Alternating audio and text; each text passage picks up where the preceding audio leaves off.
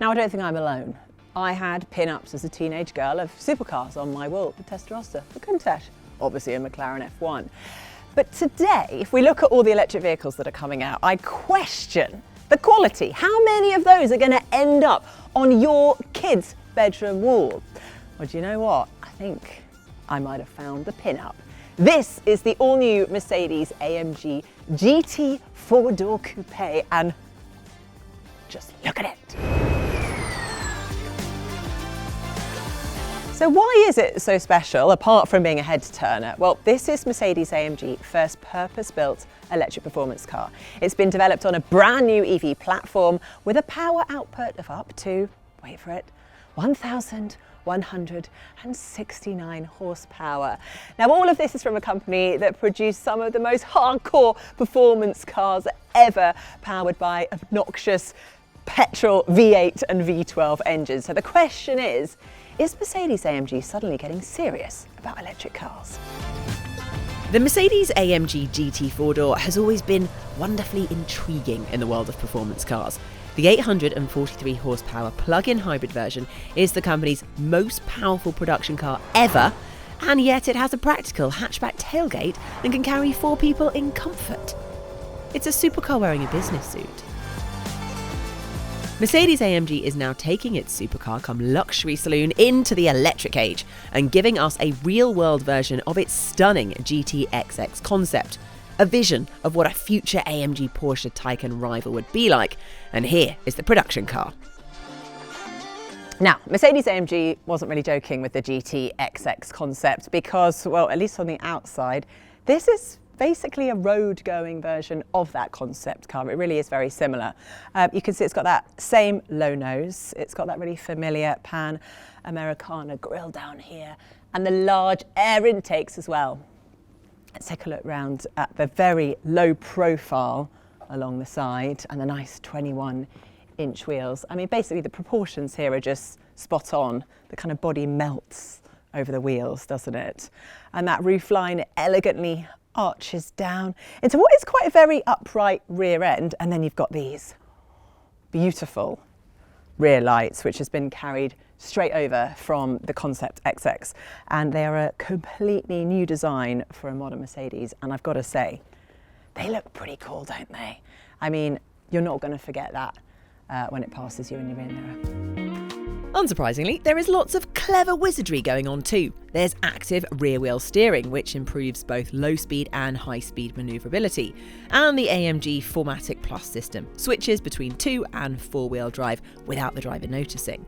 There are carbon ceramic brakes on the front, and the car has active Aero, and this automatically adjusts things like the rear spoiler, underbody elements, and airflow through the front grille, depending on your speed and driving style. At higher speeds, these components deploy to increase downforce and stability, effectively pushing the car into the tarmac for better grip. At lower speeds, they tuck away to reduce drag and improve efficiency. It's basically a transformer in a tailor's German overcoat.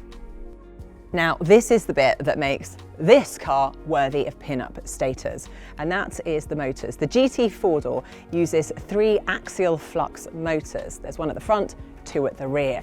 They've been designed to cope with over 1,300 horsepower. I mean, you're going to have to survive with 816 in the GT55 if you can, or 1,169 horsepower and 2,000 Newton meters of torque in the range-topping GT63 model. Now, as well as all of that, there is also torque vectoring. This is going to help keep all of that power on the road and for the best handling through the corners. And I have been told that the motors have been designed to give the sensation and the character of AMG's famous V8 and V12 petrol engines. Now, if you want to know raw figures, stats and facts, we are talking 0 to 62 miles per hour in 2.1 seconds in the GT63 and a top speed of 186 miles per hour with the driver's pack fitted. Oh, hallelujah. Right, here are the important bits. The new GT four-door isn't some petrol car that's had its engine removed and a battery shoved in where the fuel tank used to be. No, no, no. Mercedes-AMG has developed a brand new bespoke platform for it. Called AMG EA, it has a new battery design that uses 2,660 tall, slim, cylindrical cells that are liquid cooled to maintain optimal temperature. Now this allows for maximum performance over and over again. It's actually technology that their Formula One team has been using, so it has race-winning pedigree. Thanks Kimi Antonelli and George Russell. But wait, there's more. This 106 kilowatt-hour net battery is hooked up to an 800-volt electrical system, allowing a peak charging speed of 600 kilowatts. That's more than both the Porsche Taycan and the Lotus Emea can manage, but still a long way off the 1,500 kilowatts that the Denza Z9 GT can do. Still, plug this into a suitable charger, and you should get around 155 miles of range in around 5 minutes. Speaking of range, Mercedes claim up to 432 miles. Just wow. I mean, take a look around this interior. Already you can see just how shockingly similar, again, it is to the concept car, which is making me very, very happy right now.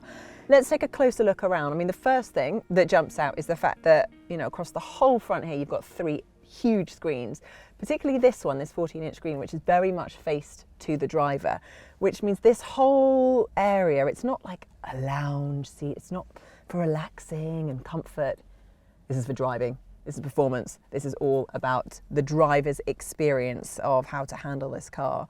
Sports steering wheel, absolutely beautiful. Now up here, you've got these rotary dials, which means you can change the drive mode, including to that.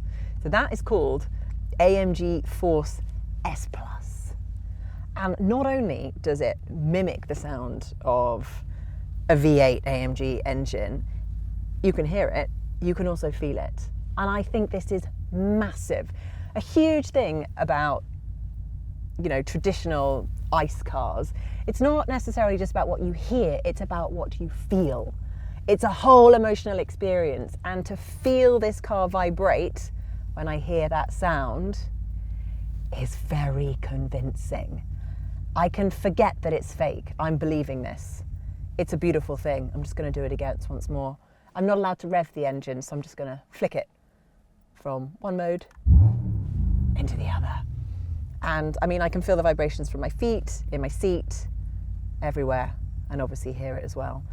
So well done to Mercedes-AMG on that one. Right, as beautiful as that is, I'm going to switch it off so you can enjoy some beautiful sound. The other thing that comes with these kind of rotary dials, response, agility, traction, so it's all about your driving dynamics. And there's various settings. You can go up to 9 different settings for each one. So you really have so much ability at your fingertips to change the way you want to experience the drives. You've also got these paddles here to simulate gears and changing. A huge amount of innovation and technology has been put into creating an experience that makes it feel like a proper V8. Even though it is only electric. And then in terms of the design and styling, it's so beautiful. It really is. It feels like it's a car that wants to be driven at speed, that's for sure. I mean, this on the Autobahn, you could take it to a track. But also it's comfortable enough that you could do the school run and you would be the coolest parents, not just in that town, but in the whole of the country. And then you've got the attention to detail. Beautiful stitching, carbon fibre, virtually wherever you look. You know, stitching in the seats as well, extremely comfortable bucket seats. And, you know, if you really want to know about the practical stuff, there's a place, I mean, it's quite a small storage bin, if we were being picky, but it's carpeted, it's soft in there. 2 USB-C charging ports. I think that looks like it's 2 wireless ports because they're vented. Yes, 2 wireless charging ports. That's a nice touch because it is kind of annoying. Most cars only have 1. And then up here on the dash as well, I mean, you've got the signature air vents. They're just like bigger, better and more beautiful. Full of speakers everywhere. I mean, this one down here on the door, up here. Down here we've got a pretty standard but useful glove compartment. Doesn't do anything fancy, but at least it has a button. I don't have to use the screen. Now, I'm going to be completely honest with you. We have got very, very limited amount of time with the car. So I haven't been able to use the infotainment system for that long, but what I've seen and the way it works, it's very responsive. I love all the apps that first come up, including things like AMG Setup, AMG Performance, AMG track pace. I think one of the things that the designers wanted to make really important is separating the two zones. So this screen, this display screen, is very much focused all about your passenger, and then these two is all about the driver. And yeah, it is a rather special thing. Let's go back there and see if your passengers are going to be happy. So it is when you come into the back of this car that you realise this is a long saloon. I mean, the seats are comfortable. We're not talking like S-Class comfortable, but not far off it. I mean, they've decided to basically, I guess, compromise on the space in the middle here to make sure that the floor wasn't too high. So for your passengers in the back on the outer seats, it is really, really comfy. I mean, you can have this set up as a 2 or a 3 seat, but at the moment the way it's been set up as a 2 means that you just have plenty of legroom, and your feet aren't raised, your knees aren't up by your chest, and there is ample space. We have tested it with 2 6-footers in the back, and they gave it a thumbs up. So I think if you're tall, not too tall, but tall, you will still be very comfortable back here. And actually the seats are really comfy as well. You've also got 2 USB-C ports hidden down here. No cup holders, well, kind of cup holders. You've got door bins, but no actual cup holders, which, I mean, I guess for a car of this ilk, maybe you don't need cup holders. You could probably get by without it. But considering it's so comfortable in every other way, I would have thought they'd have worked it out somehow. But what you do get are these snazzy armrests and door handles, which is mirrored from the front. It's just carbon fibre, and look at that. It's just, it's a thing of beauty, isn't it? While luggage space probably isn't going to be a huge priority for your average GT 4-door buyer, it's good to know that there's 415 litres of space in there if you need it, plus a small frunk for your cable. There is also the option of a panoramic roof. It's electrochromic, so you can adjust how much light comes in, but you can also set it so that it displays racing stripes or even AMG crests above the driver and front passenger. I mean, you can't help but be blown away by the new electric Mercedes-AMG GT 4-door, can you? I mean, the performance credentials are just gobsmacking, to be honest. There's also the real sense that AMG is trying to give its future EVs that hardcore performance character that its petrol cars have had for over 50 years. Now, I know, me too. You are dying to know if this is going to be a proper AMG when it comes to driving. Well, also, like me, you're going to have to wait and find out until we get the keys. So in the meantime though, let me know in the comments below what you think, and is this going to be the next generation pinup?